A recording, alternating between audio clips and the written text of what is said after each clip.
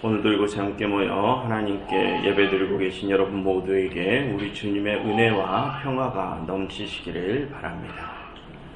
지난주에 하나님께서는 위대한 지도자 모세를 잃어서 상실감에 빠져있는 이스라엘 백성들에게 여호수아라는 새로운 지도자를 세워주셨습니다.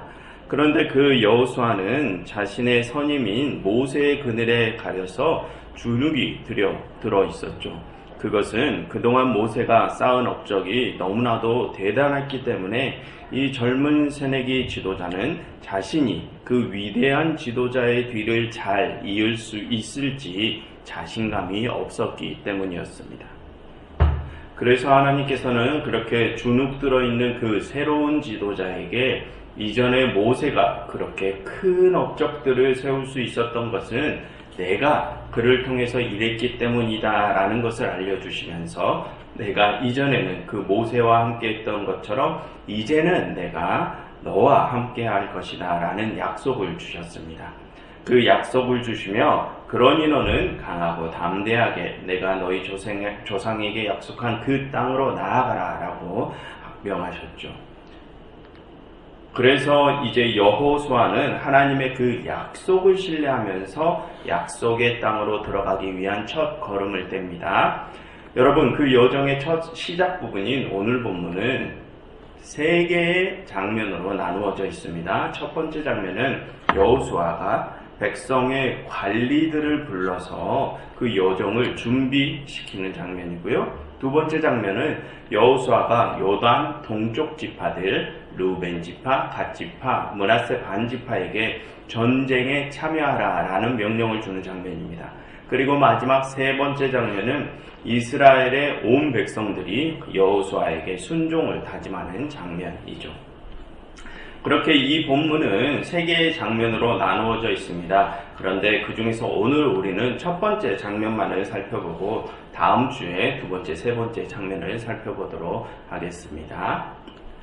아무튼 여러분, 오늘 그 세 개의 장면은 이스라엘이 약속의 땅으로 향하는 첫 걸음을 보여줌과 동시에 이제 그들이 가나안 땅 정복 전쟁을 앞두어서 그 전쟁을 준비하는 장면이기도 합니다.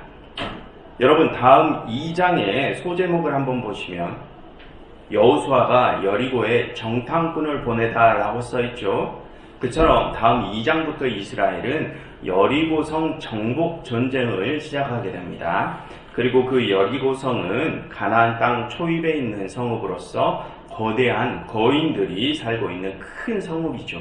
그래서 오늘 여호수아는 그 큰 성읍과의 전쟁을 앞두고서 백성들로 하여금 그 전쟁을 철저하게 준비시킵니다. 그런데 어떻게 그 전쟁을 준비시키느냐? 11절을 한번 보시면 거기서 여호수아는 관리들에게 백성들로 하여금 양식을 준비하게 하고 사흘 안에 요단을 건너도록 준비시킵니다. 여러분, 지금 여호수아가 내린 이 두 가지 명령들에는 아주 깊은 의미가 숨어 있습니다. 먼저 백성들로 하여금 양식을 준비시키는 명령은 이제 이스라엘 백성들이 자신들의 삶에 책임감을 가질 것을 요구하는 명령입니다. 여러분, 이전까지 이스라엘은 광야에서 생활했었죠. 그럼 그 광야에서 무엇을 먹었습니까? 광야에서 그들은 하나님께서 주시는 만나를 먹었습니다. 그럼 여러분, 그게 무슨 뜻입니까?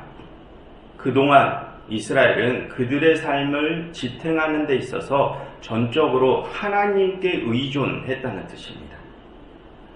그동안은 하나님께서 그들의 모든 것을 책임져 주셨죠. 그런데 이제 그들은 그들 스스로가 자신들이 먹을 양식을 준비해야 합니다. 무슨 뜻입니까? 이제 그들은 자신들의 삶에 대한 책임을 자신들 스스로 지면서 살아가야 한다는 것입니다.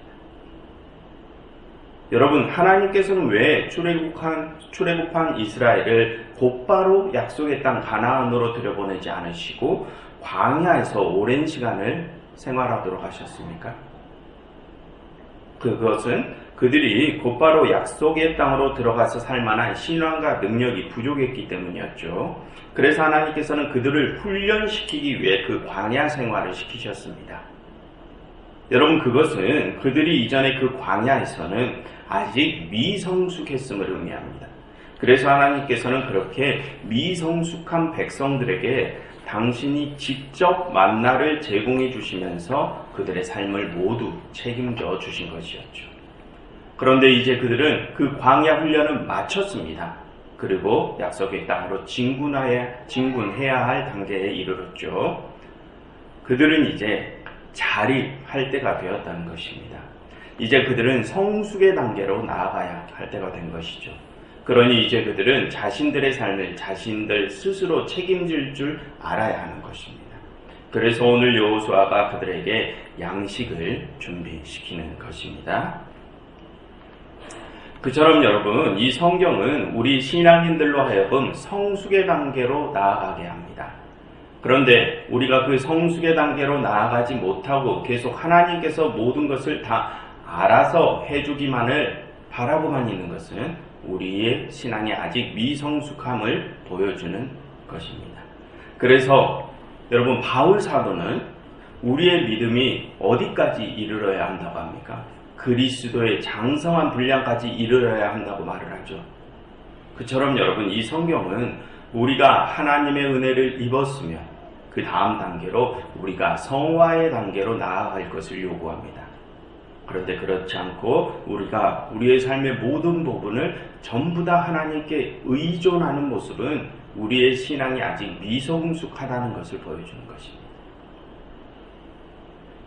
여러분, 우리가 우리의 삶의 모든 부분을 전부 다 하나님께 의존하는 것과 우리가 우리의 삶 전부를 하나님께 의탁하는 것은 다릅니다.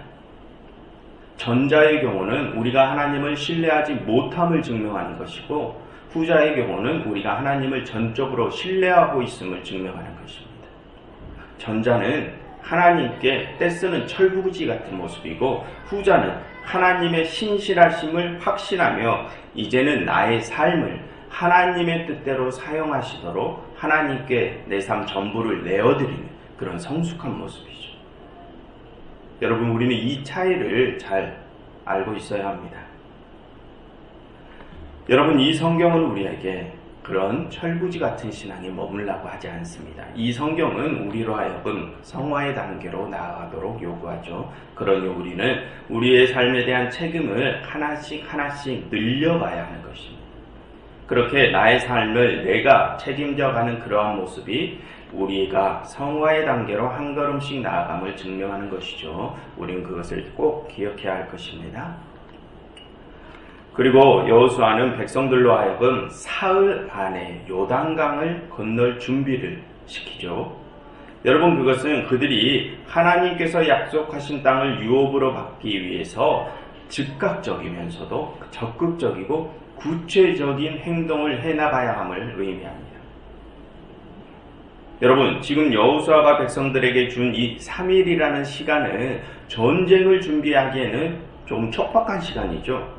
그런데도 여호수아가 백성들에게 그렇게 3일 만에 전쟁을 준비하게 한 것은 지금 여호수아와 이스라엘 백성들이 3일이라는 그 촉박한 시간 안에도 하나님께서 자신들과 함께 해주실 것을 신뢰하고 있음을 전제합니다.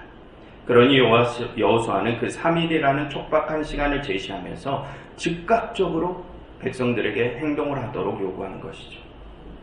그처럼 여러분, 우리도 역시 우리가 하나님을 신뢰한다면 그렇게 즉각적으로 행동을 해나가야 함을 의미합니다. 여러분, 우리는 주님께서 하루속히 다시 재림하실 것을 바라죠. 그런데 여러분, 정말로 우리는 그것을 바라고 있습니까? 여러분, 나에게 어떤 대출 빚이 있다고 한번 가정을 해보십시오.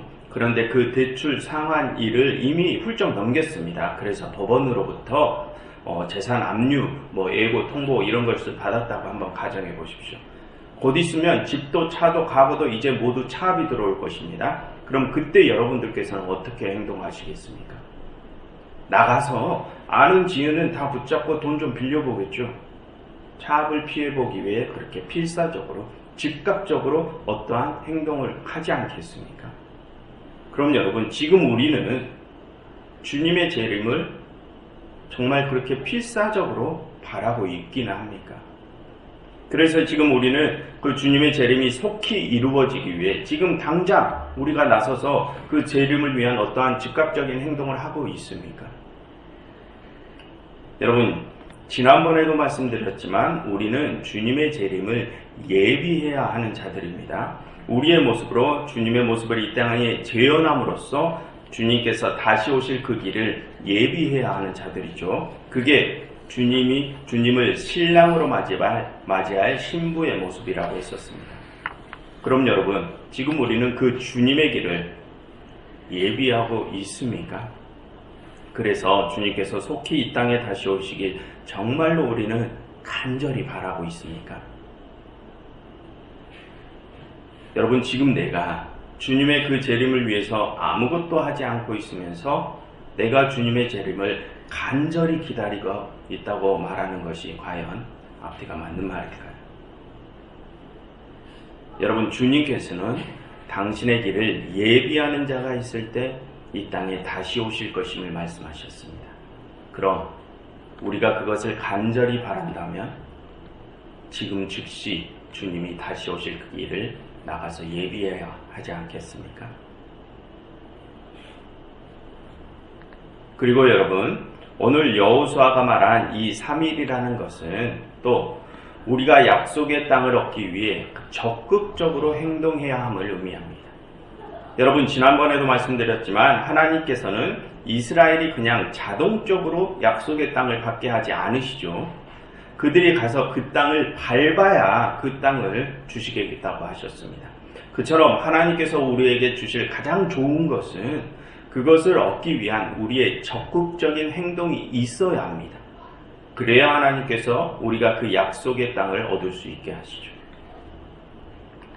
또한 여러분, 이 3일은 구체적인 행동을 해야 한다는 것을 또 의미합니다.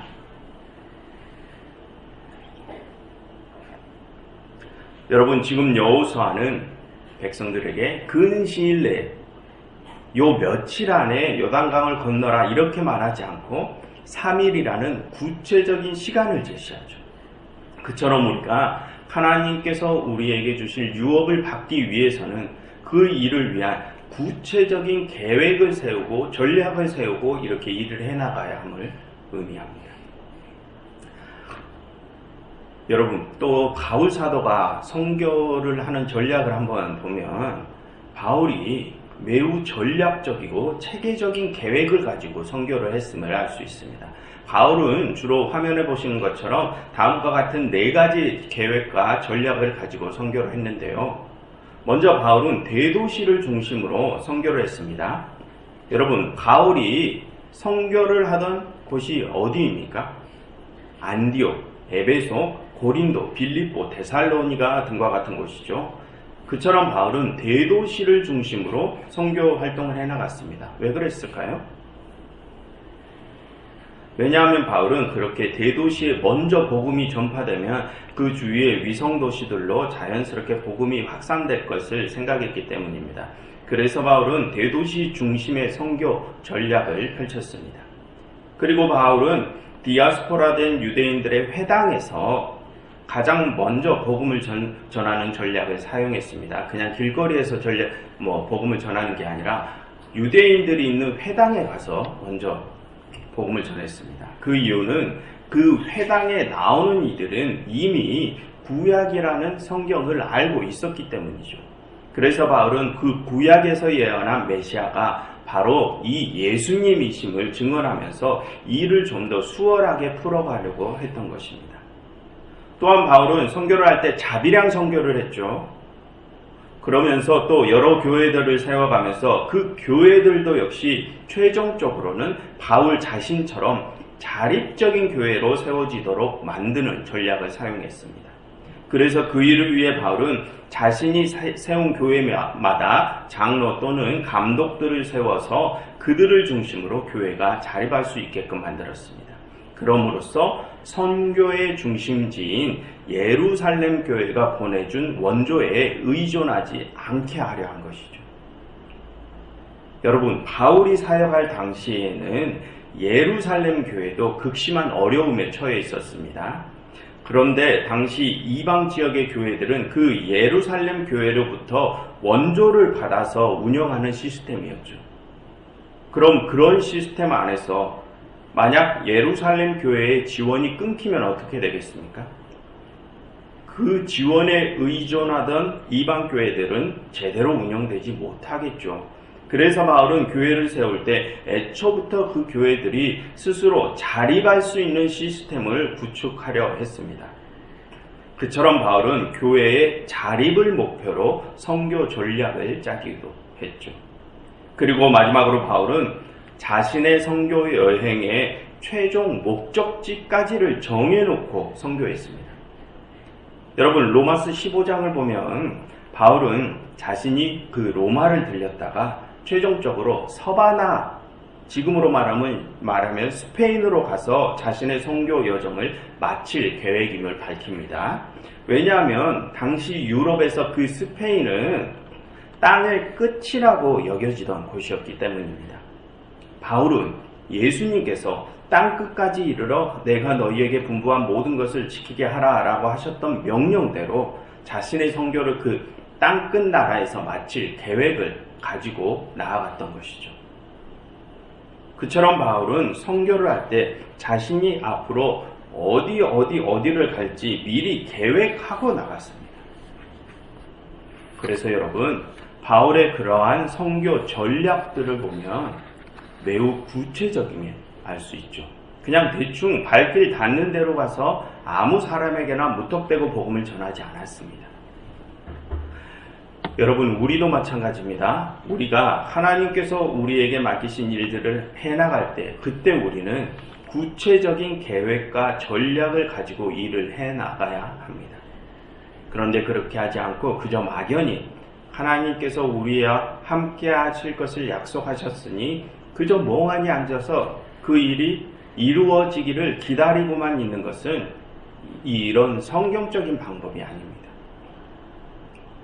여러분, 예수님께서 사역을 하실 때 어떻게 사역하셨습니까?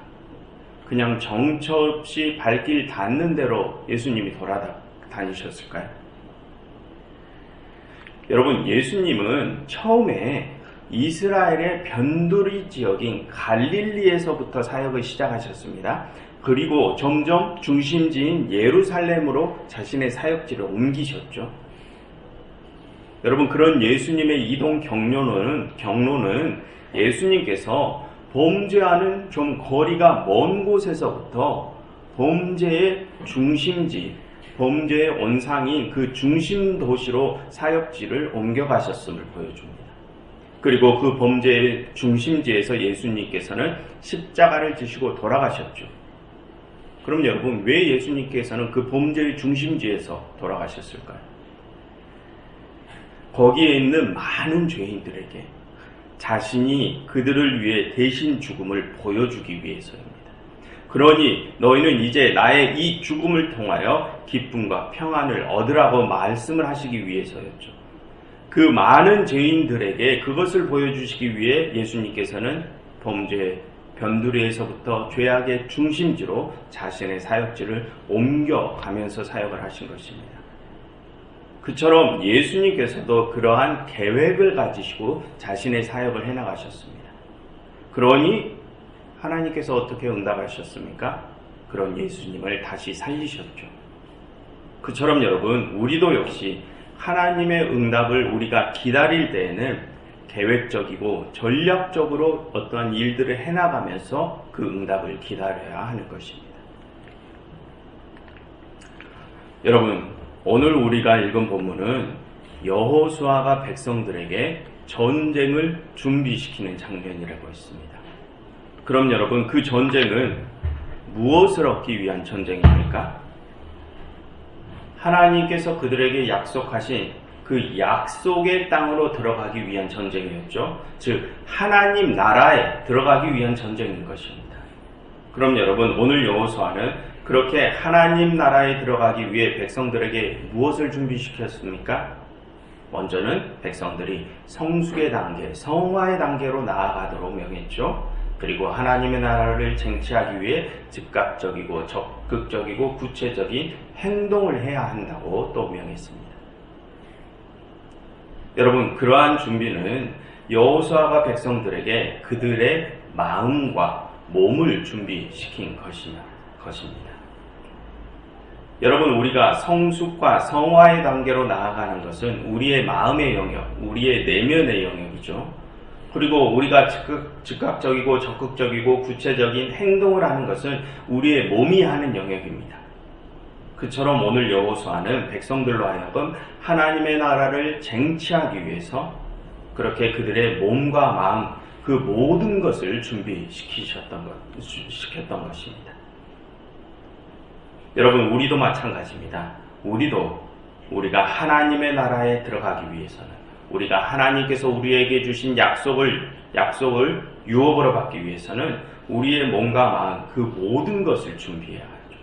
그저 마음만 가지고 그 나라에 들어가거나 반대로 우리의 행위만으로 우리가 하나님께서 우리에게 주신 약속의 땅을 유업으로 받을 수 있는 것이 아닙니다. 우리의 몸과 마음, 그 모든 부분이 다 철저히 준비되어야 우리가 하나님의 나라로 들어갈 수 있습니다. 그러니 여러분들이 만약 그 하나님의 나라를 유업으로 받기를 원하신다면 하나님께서 다 알아서 해주시겠지, 그런 아니란 생각은 조금 접어두시고 여러분들의 모든 것을 다해서 여러분들이 할 수 있는 최선을 다해서 그것을 준비하십시오. 그리고 하나님의 응답을 겸허히 준비하십시오. 그래서 여러분 모두가 하나님께서 주실 가장 좋은 것들을 유업으로 받으시기를 간절히 바랍니다. 기도하겠습니다. 하나님, 저희가 저희 앞에 기다리고 있는 최후의 영적 전쟁을 저희의 모든 것을 다해 준비하게 하시옵소서. 예수 그리스도 이름으로 기도드렸습니다.